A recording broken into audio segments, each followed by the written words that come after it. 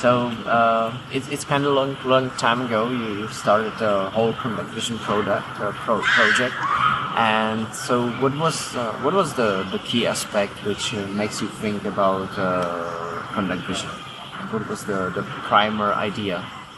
Well, the primary idea, when I think of it, it's connecting ideas and connecting people. I love this idea of, a leader can be somebody in business, can be somebody in music, can be somebody in sport, and learning from each other. So I think that is the core idea behind ConductVision. Okay. So Petr, Okay. what do you think of interdisciplinary learning? Judging by my previous experience, I consider it very useful because, for example, when I was in high school solving some maths, every time when I put some practical issue from, like, I would say economic life or some practical situation from daily life, it helped me to understand the issue and the process which is behind solving the problem. And also, I think discipline from sport, it helped me to establish in business.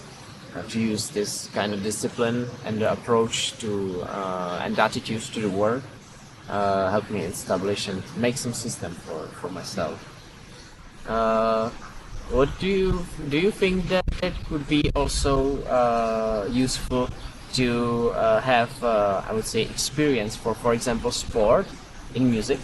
Yes, for sure. I mean, I myself, as a child, I used to watch a lot of sport and be inspired. I would then read about this or that sportsman, sportswoman, and then find out how do they train. Oh yes, they get up early in the morning, then they do this, then they do that.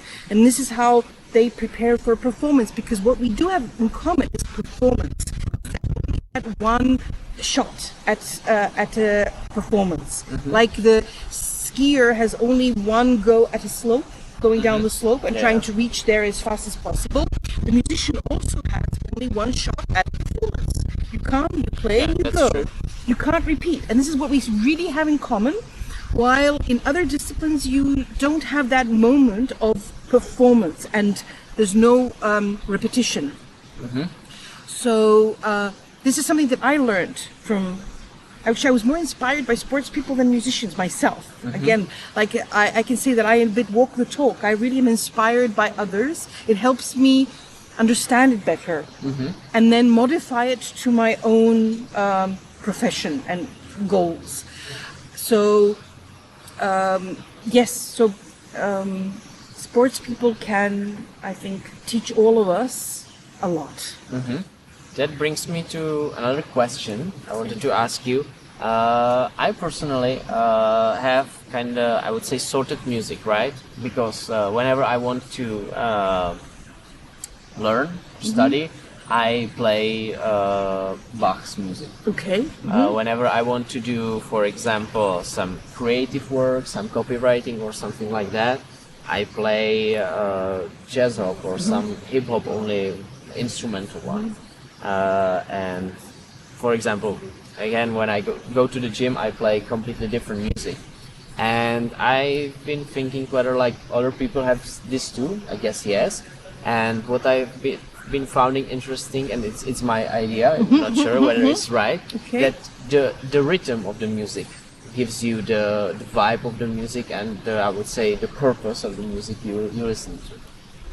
Well, yes. I mean, rhythm is it defines different genres, different types of music. So it will also define our way of thinking. So I agree with you. I also, at certain points, prefer to listen to Bach, but then sometimes I like to listen to something else. Bach is a great example. I know many people who don't even really listen to classical music so much, but they listen to Bach when they work on something that really asks for total focus and concentration. Because Bach's music is polyphonic music, which is a special technique in music. So that really somehow influences our brain cells.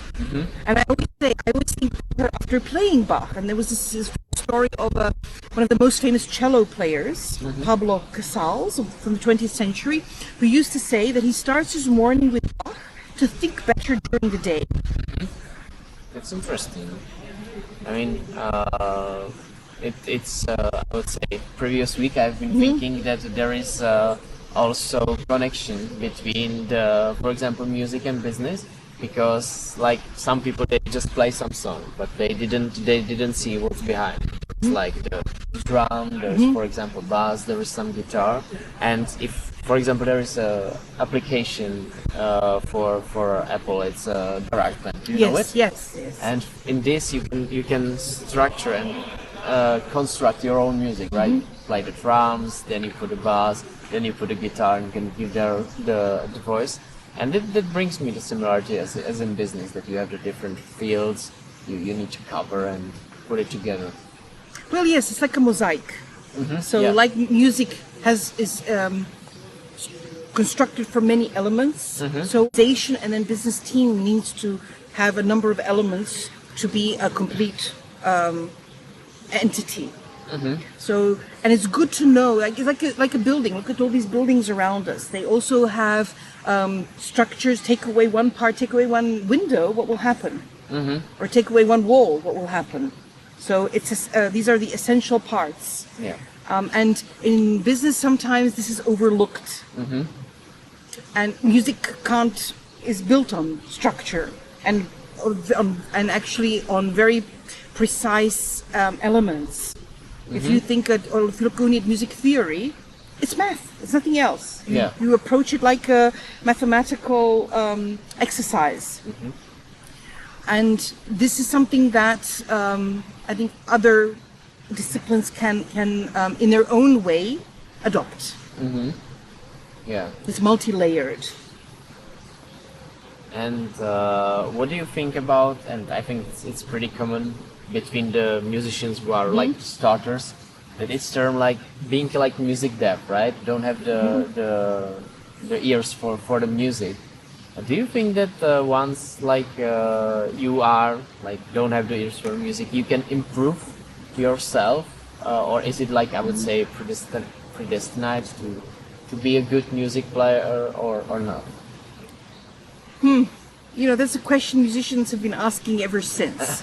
Like, is a talent born, or can you? It's born you need to be able to hear, to listen. But it can be developed. So it can be developed to a certain point. So, for example, if you don't have, you're considered not a big talent, you can go to a certain level and you can develop, but you come to that level. Now, if you have talent, on the other hand, your beginnings are quite easy, but then you have to actually work harder to get to the top, to achieve excellence. So, but the hearing and the talent is given. I understand. I personally have been dealing with a problem that I thought that like, look, I understand the rhythm of the music. I know how to play, like count the tones, like it's 1, 2, it's this short and this short. But in the like I would say realization, I play it, I record it, and I say like no, I'm like I completely like missed it. Like that was like where I've been thinking like if it is like something in between, that some people can hear it, can understand the music, but are not able to perform it well.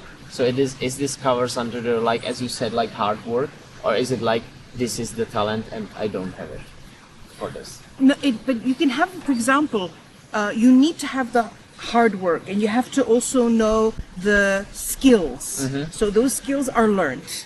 It's like, for example, I can be extremely talented, and but in order to play the violin, I have to learn the skills like anybody else. Learn how to hold the violin, like move the bow properly. So this is something you have to work. Their talent will not help. Talent can make it slightly not easy. I wouldn't even say easier, but can pave the way that you are more confidence somehow in going into that direction.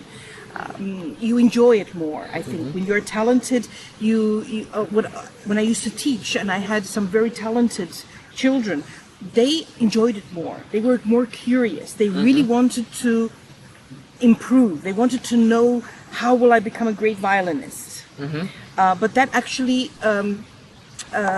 paved the way for them to work more, because the skills are equal to everyone, each of us. We all have to learn, who wants to play the violin, how to properly play the violin technically.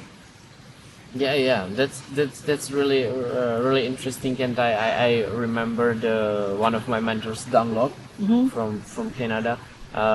He have been talking about there is like three important I would say keys, like ideas, not ideas, the points.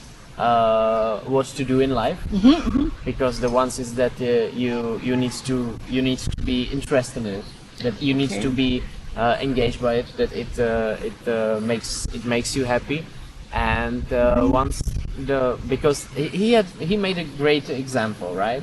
That once you put 11 completely accidentally chosen people on the field to playing the football, and all of them, like both 11 haven't been playing football before, there should be between them like at least one or two who naturally would be better than others. Yes, okay. And these people, they realize like, yeah, I'm pretty good on this.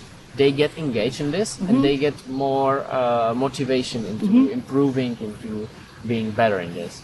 So that's a really good point.